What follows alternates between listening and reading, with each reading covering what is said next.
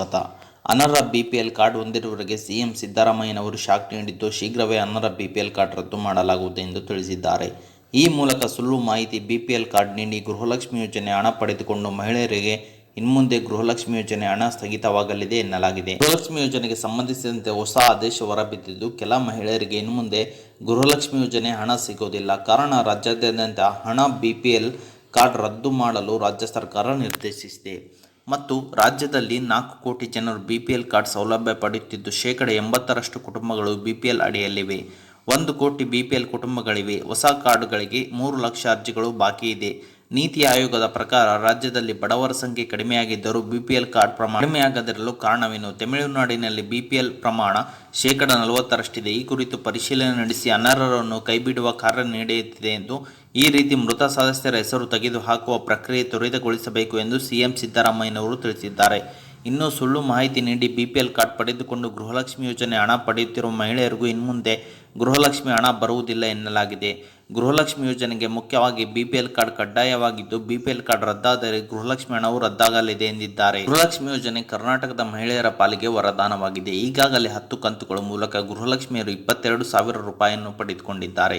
ಆದರೆ ಗೃಹಲಕ್ಷ್ಮಿ ಯೋಜನೆಗೆ ಸಂಬಂಧಿಸಿದಂತೆ ಹೊಸ ಆದೇಶ ಹೊರಬಿದ್ದಿದ್ದು, ಕೆಲ ಮಹಿಳೆಯರಿಗೆ ಇನ್ಮುಂದೆ ಗೃಹಲಕ್ಷ್ಮಿ ಯೋಜನೆ ಹಣ ಸಿಗೋದಿಲ್ಲ. ಗೃಹಲಕ್ಷ್ಮಿ ಯೋಜನೆ ಸೇರಿದಂತೆ ಗ್ಯಾರಂಟಿ ಯೋಜನೆಗಳನ್ನು ಕರ್ನಾಟಕದ ಕಾಂಗ್ರೆಸ್ ಸರ್ಕಾರ ರದ್ದು ಮಾಡುತ್ತೆ ಅಂತ ಹೇಳಲಾಗಿತ್ತು. ಆದರೆ ಖುದ್ದು ಮುಖ್ಯಮಂತ್ರಿ ಸಿದ್ದರಾಮಯ್ಯನವರೇ ಮುಂದಿನ 5 ವರ್ಷಗಳ ಕಾಲ ಗೃಹಲಕ್ಷ್ಮಿ ಯೋಜನೆ ಸೇರಿ ಯಾವುದೇ ಗ್ಯಾರಂಟಿ ಯೋಜನೆಗಳನ್ನು ರದ್ದು ಮಾಡೋದಿಲ್ಲ ಅನ್ನೋ ಸಂದೇಶವನ್ನು ನೀಡಿದ್ದರು. ಇನ್ನು ಗೃಹಲಕ್ಷ್ಮಿ ಯೋಜನೆ ಅಡಿಯಲ್ಲಿ ಈಗಾಗಲೇ 10 ಕಂತುಗಳ ಹಣ ಮಹಿಳೆಯರ ಬ್ಯಾಂಕ್ ಖಾತೆಗೆ ನೇರ ವರ್ಗಾವಣೆಯಾಗಿದ್ದು, 11 ಮತ್ತು 12 ಕಂತಿನ ಹಣ ಬಹುತೇಕರಿಗೆ ಜಮೆಯಾಗಬೇಕಿದೆ. ಆದರೆ ಗೃಹಲಕ್ಷ್ಮಿ ಯೋಜನೆ ಅಡಿಯಲ್ಲಿ ಹಣ ಸಂದಾಯವಾಗದ ಮಹಿಳೆಯರು ಯಾವುದೇ ಕಾರಣಕ್ಕೂ ಆಗೋದು ಬೇಡ. ಶೀಘ್ರದಲ್ಲಿ ಹಣ ಜಮೆಯಾಗಲಿದೆ ಎಂದು ಮಹಿಳಾ ಮತ್ತು ಮಕ್ಕಳ ಕಲ್ಯಾಣ ಸಚಿವೆ ಲಕ್ಷ್ಮೀ ಹೆಬ್ಬಾಳ್ಕರ್ ಅವರು ತಿಳಿಸಿದ್ದಾರೆ. ತಾಂತ್ರಿಕ ದೋಷ ಉಂಟಾಗಿರುವ ಕಾರಣದಿಂದ ಸರಿಪಡಿಸಿಕೊಳ್ಳಲು ಮತ್ತೆ ಅವಕಾಶ ಕಲ್ಪಿಸಲಾಗಿದೆ. ಅಷ್ಟೇ ಅಲ್ಲದೆ ಹೊಸದಾಗಿ ಗೃಹಲಕ್ಷ್ಮಿ ಯೋಜನೆಗೆ ಅರ್ಜಿ ಸಲ್ಲಿಸಲು ಕೂಡ ಅವಕಾಶವನ್ನು ಕಲ್ಪಿಸಲಾಗಿದೆ. ಆದರೆ ಸರ್ಕಾರ ಲಕ್ಷ್ಮಿ ಯೋಜನೆ ಮೂಲಕ ಅನರ್ಹರು ಲಾಭ ಪಡೆದಿದ್ದಾರೆ ಅನ್ನೋದನ್ನು ಪತ್ತೆ ಹಚ್ಚಿದ್ದು, ಇದೀಗ ಹೊಸ ಆದೇಶವೊಂದನ್ನು ಹೊರಡಿಸಿದೆ. ಗೃಹಲಕ್ಷ್ಮಿ ಯೋಜನೆ ಅಡಿಯಲ್ಲಿ ಯಾರೆಲ್ಲ ಯೋಜನೆ ಲಾಭ ಪಡೆಯಬಹುದು ಅನ್ನೋದನ್ನು ಸರ್ಕಾರ ಸ್ಪಷ್ಟವಾಗಿ ತಿಳಿಸಿತ್ತು. ಆದರೆ ಕೆಲವರು ನಕಲಿ ದಾಖಲಾತಿಗಳನ್ನು ಸೃಷ್ಟಿಸಿ ಗೃಹಲಕ್ಷ್ಮಿ ಯೋಜನೆ ಪ್ರಯೋಜನ ಪಡೆದುಕೊಂಡಿದ್ದಾರೆ. ಹೀಗಾಗಿ ಸರ್ಕಾರ ಇಂತಹ ಗೃಹಿಣಿಯರ ಹೆಸರುಗಳನ್ನು ಗೃಹಲಕ್ಷ್ಮಿ ಫಲಾನುಭವಿಗಳ ಪಟ್ಟಿಯಿಂದ ಡಿಲೀಟ್ ಮಾಡಲು ಯೋಜನೆ ರೂಪಿಸಿದೆ. ಗೃಹಲಕ್ಷ್ಮಿ ಯೋಜನೆ ಅಡಿಯಲ್ಲಿ ಅರ್ಜಿ ಸಲ್ಲಿಸುವವರು ಆದಾಯ ತೆರಿಗೆ, ಜಿಎಸ್ಟಿ ಪಾವತಿದಾರರಿಗೆ ಅವಕಾಶವಿಲ್ಲ ಎಂದು ಸೂಚನೆಯನ್ನು ನೀಡಿತ್ತು. ಆದರೂ ಕೂಡ ಹಲವರು ದಾಖಲೆಗಳನ್ನು ಮರೆಮಾಚಿ ಅರ್ಜಿ ಸಲ್ಲಿಸಿದ್ದರು.